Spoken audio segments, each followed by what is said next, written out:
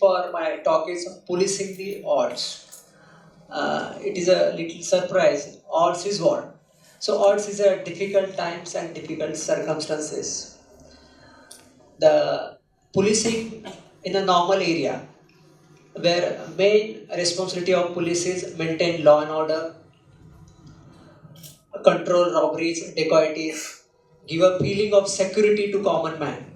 But policing in a difficult areas like Naxal areas, insurgent areas is a totally different ball game. It is a war zone where not only police has to hold its ground, but at the same time we have to establish our domination and have to reach common man through limits of the law. The Naxals do not have any rules. They have firepower, mind power, money power. But as a police, we have framework of law, IPC, CRPC, and accountability to judiciary and legislature. The toughness or difficulties in policing in a tough areas is that you can see this terrain. I was talking about the terrain in Gadchiroli. We have 350 to 400 kilometers of the porous border with the mountainous terrain of the contour of 700 meters and thick jungles, and you can see the big rivers, Indravati river, which is a quite unexplored river, and it's such a tough terrain. It is very difficult to control full infiltration from Chhattisgarh. Across this terrain is a headquarter of Naxalites called Abujmad. Abujmad is an unknown area which nobody has seen. Such is a challenges task to a police. Now, state government and central government has geared up itself to this challenge of Naxalism. Once Prime Minister said it is one of the most biggest internal security challenge in India. What these Naxals do? Naxals say power comes through barrel of the gun. It is a power struggle. It is not a struggle for justice. They have their well-framed, established structure, administrative structure. They have their military structure where they have a state military commission, division committees, area committees, and dalams, which dalam, for example, is a group of 15 to 20 armed guerrilla squad who control 15 to 20 square kilometer of area.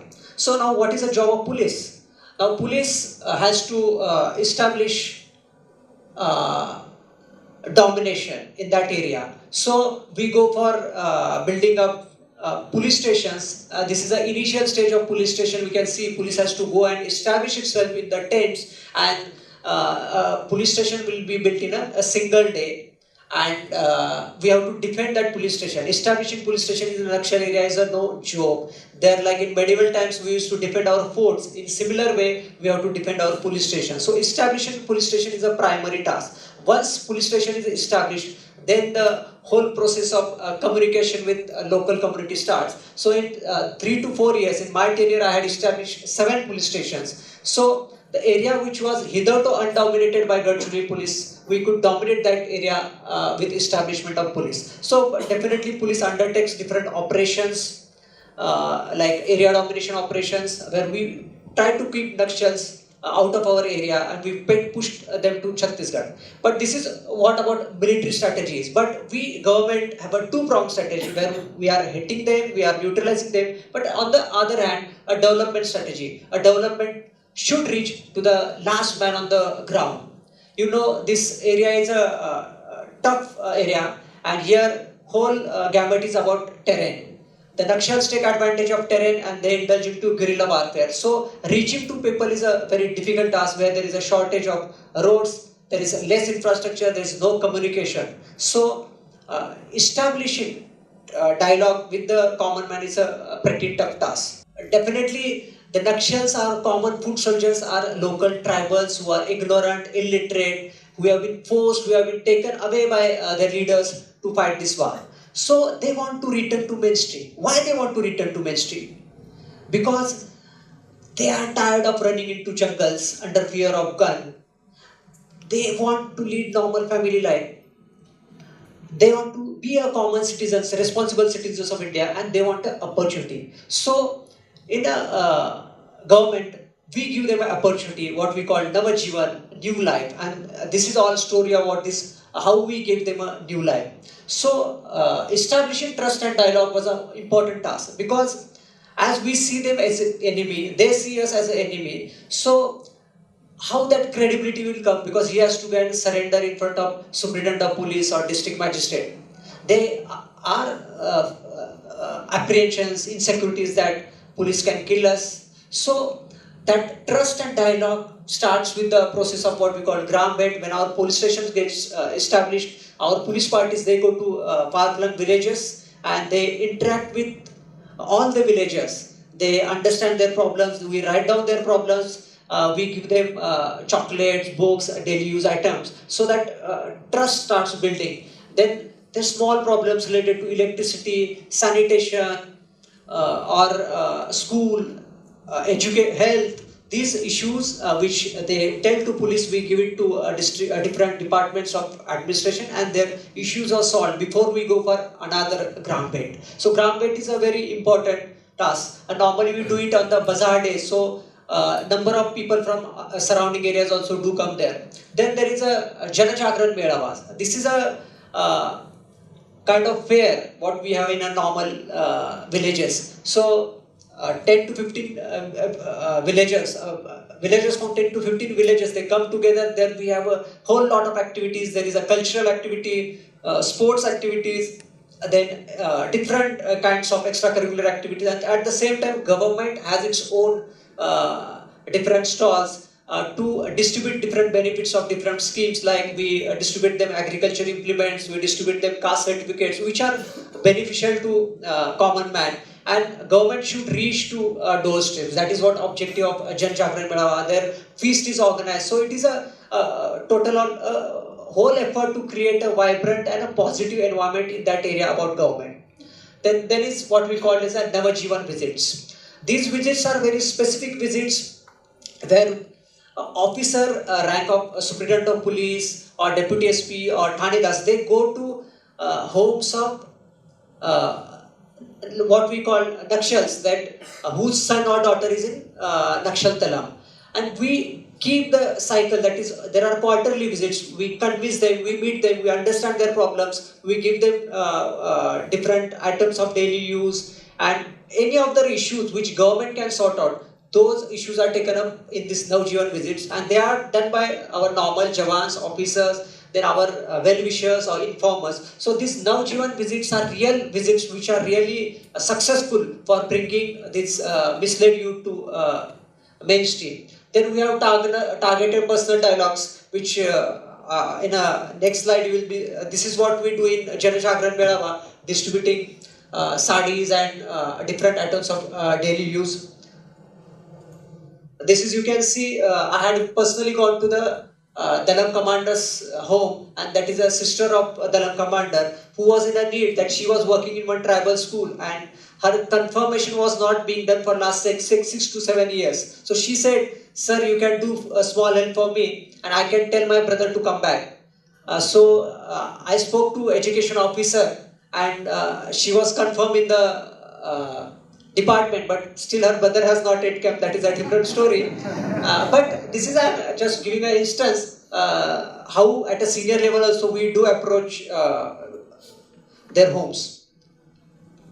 And then the story came. He's a Gopi. He was a commander of 3K Dalam in northern Gadchali.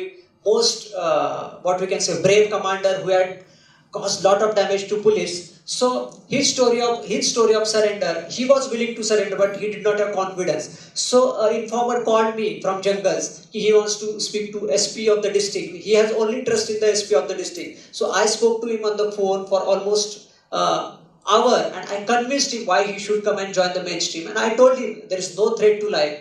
We have a very good surrender policy. So he agreed, and he was directly brought to my home, and his surrender was the real breakthrough.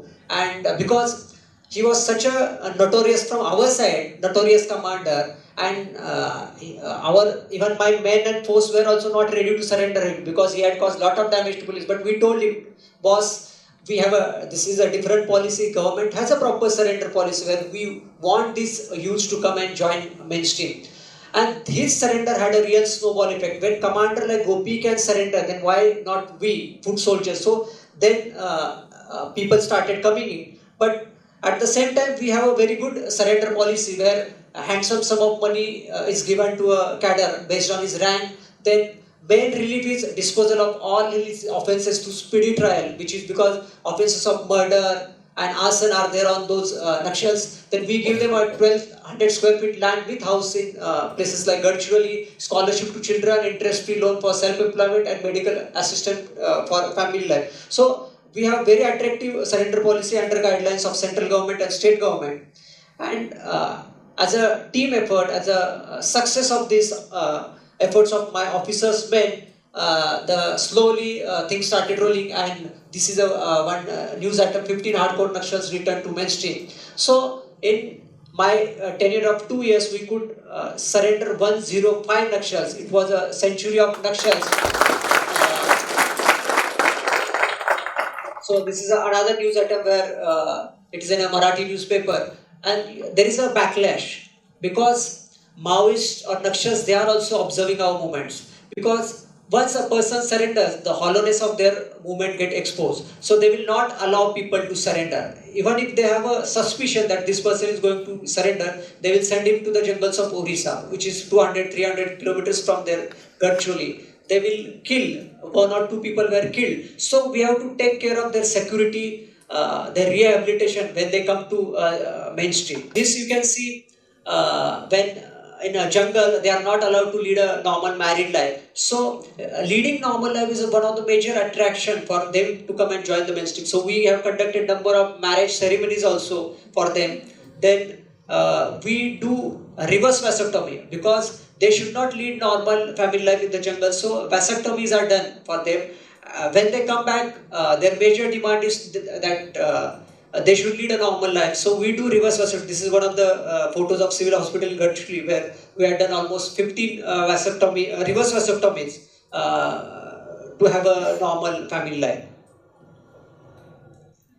And as a to take full care of their rehabilitation, the only giving them income, only giving them money is not sufficient. They want security because after all, if their life is at threat, then they will not come and join mainstream. So we had started a project in Gadchiroli, that is Navjivan Nagar. Honorable Chief Minister was kind enough to come and inaugurate that project. This is the first colony in the country for surrendered Nakshals, where 174 surrendered Nakshals have been settled and they have given plots and houses too. So this was a Bhumi Pujan ceremony of the Navjivan Nagar, because and they are, it is just besides our police headquarters. So much of care and trust is given to them. Now you are with us and nobody can touch you. So this is a classic example, and now such efforts are being taken by all districts and all states like Chhattisgarh, Orissa. My whole endeavor is that definitely state is willing to fight and it can crush with a heavy hand. But at the same time, they are our own brethren who have been misled and we have joined the Naxalism. We want them to come back to mainstream.